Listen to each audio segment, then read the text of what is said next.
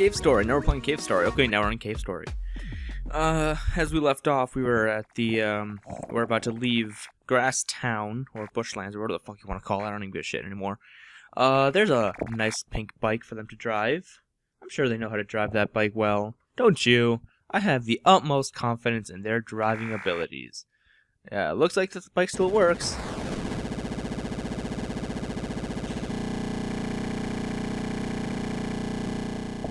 Well, looks like they're screwed.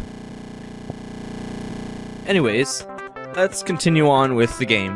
Now, one thing you might notice, or not really, I'm gonna say this right now, I'm doing this post-commentary.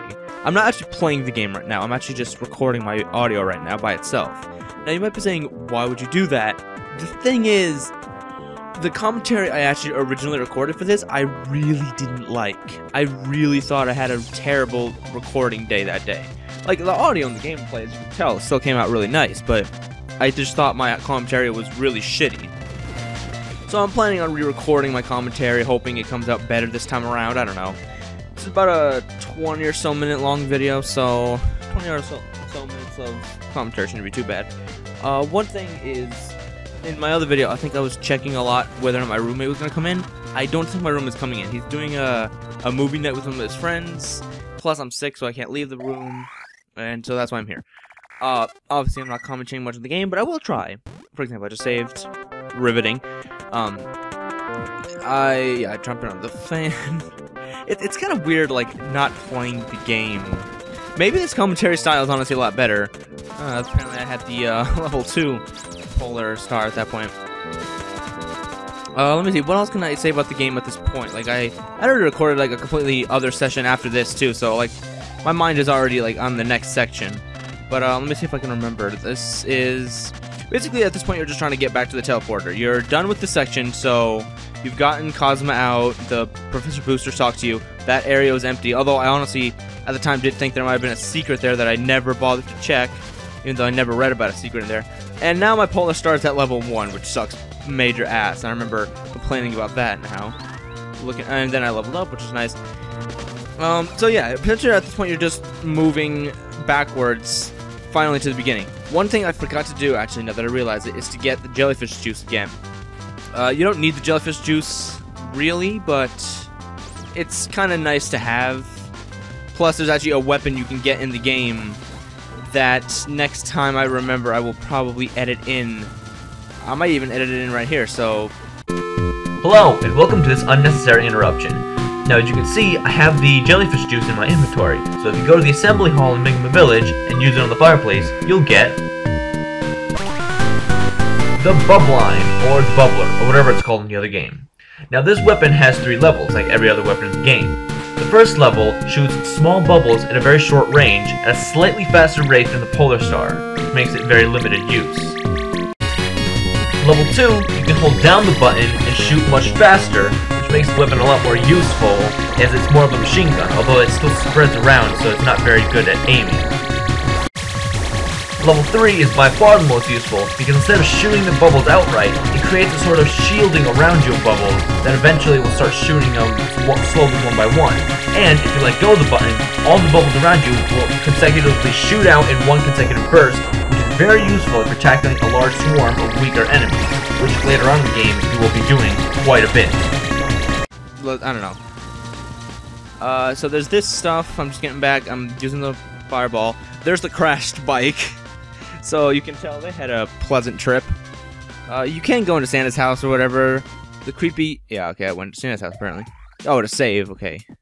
I believe the creepy guy up there is gone. So he moves, obviously. Although I'm not... Actually, does he move? I don't remember. Maybe he's still there. I can't see from the video. Okay, so... Here, even when I was doing my commentary, I didn't expect to really talk the characters out. So essentially here what I'm talking about is, or what they're talking about, is the doctor's going to use the red flowers to turn Migma into weapons. Essentially when they eat them, they turn violent and they turn into like beasts. Kind of like Igor that you saw earlier in the game, that was essentially a Migma that was hopped up on red flowers. So that's what happens. And obviously if he finds the red flower and gives it to Toroko, Toroko will be, you know, filled with rage and turn into a weapon of death. Obviously, King won't want to let that happen, but we'll see what happens. So am I okay? Yes. Oh, you don't care about me yet because I didn't come in yet. I don't know why I was spending so much time with this conversation. Was I actually voicing it? I don't remember. It was ellipses. Or maybe I was just really fucking lazy. I should have, like, my old commentary playing at the same time so I know what it was I was talking about. But whatever. I'm doing pretty well right now. And the Megama is... Oh. Again, weird pauses. It's throwing me off here. Literally this village... King's friends were also... Okay, so they're just kind of explaining who the people are. Now I'm in the room. I can't talk to the characters, but obviously, as you can see, I ignore them because I'm an asshole. Do I want to save? Of course I do. Torgo's weapon of death, I won't allow it. Welcome back. Seems like I owe you another one with Cosm here. I'm sure we'll handle the password. Can we bring him along? Professor. Question mark Sue. Our escape must be put on hold for now. The doctor has found the location of the red flowers. Oh, so now he knows where the red flowers are. Or at least the seeds of them. Again, I don't know if that's a spoiler, but who the fuck cares? He only knows what the seeds of them are. He hasn't actually found the red flowers or planted them or grown them yet. So, there's still time, but if he knows where the seeds are, it's only a matter of time. Again, I'm not reading this, I'm just kind of summarizing what they're saying. The sand zone is dangerous, and somebody needs to go get the seeds before the doctor does.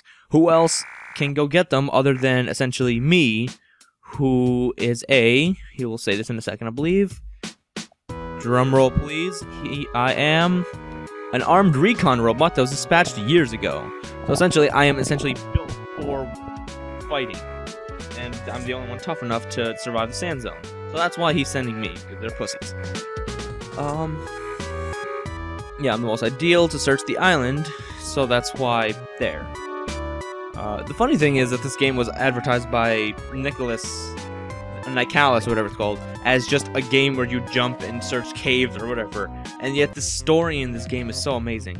Oh, one thing I did do in the last version, just listen to the song. I love this music.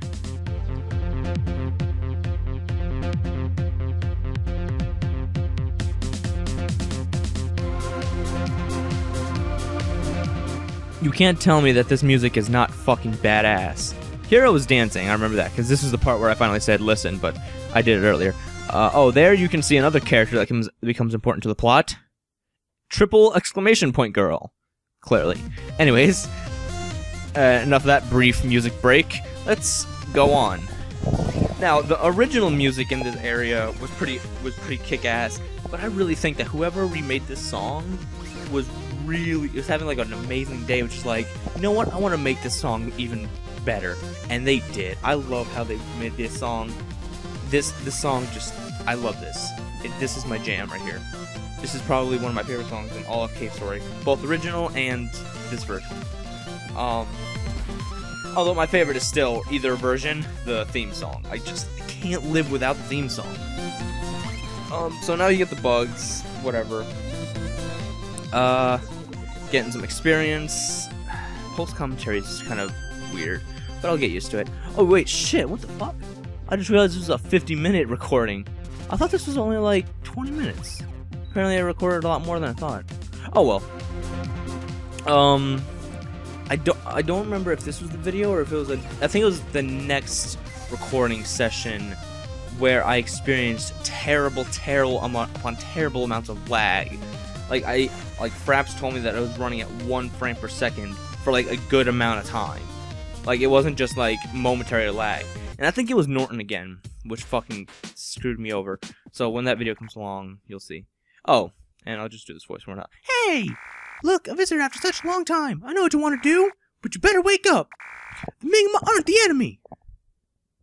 They're totally harmless. I feel sorry for you. I'm on the Migma side, and I'm not going to lose to you. So, yeah, now this is a basic, simple boss battle against Curly Brace. You'll find out her name after this battle anyways. So this is Curly Brace here. She's like you. She lost her memory. She's essentially like a robot like you. Again, lost her memory, but once you woke up with the Migma, she decided to help them, much like you did. But she thinks that because you are trying to kill the Migma, so she's trying to attack you. If I remember correctly, I lost the battle the first time, but I'm not going to bother fast-forwarding just for the sake of commentary. Yeah, this is just me attacking and shit. Oh no, and I remember why it's 15 minutes long. Never mind. It's just something stupid. Anyways, the Megamug can, I believe, hurt you. Here, I just died.